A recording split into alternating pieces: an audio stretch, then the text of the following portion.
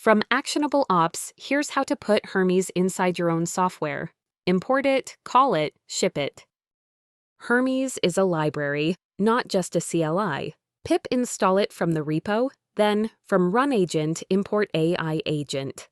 Create an agent with quiet mode on. The model now defaults to empty and resolves from your Hermes config, or pass one like Claude Sonnet 4.6. Call agent.chat with your message, and you get a plain string back.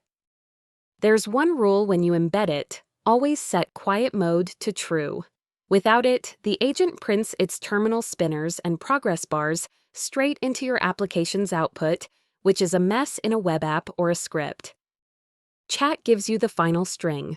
When you want more, call Run Conversation instead. It returns a dictionary with the final response and the full message history. Pass that history back on the next call, and you've got a stateful multi-turn conversation. A few flags make it app-friendly. Enabled toolsets or disabled toolsets control exactly what it can do.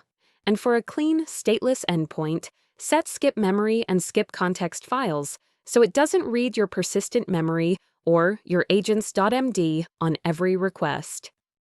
That's everything you need to drop it into a fast API endpoint, a Discord bot, or a CI step that reviews a pull request diff. The pattern is always the same: a fresh agent, quiet mode on, memory skipped, one chat call. One real gotcha. An agent holds internal state, so create a new AI agent for every thread or task and never share one across concurrent calls. And the rule of thumb: use the library when you want Hermes inside your own code. Use the CLI when you want to drive it yourself. That's Hermes as a Python library built by Noose Research, and for more how-tos like this, that's actionableops.com.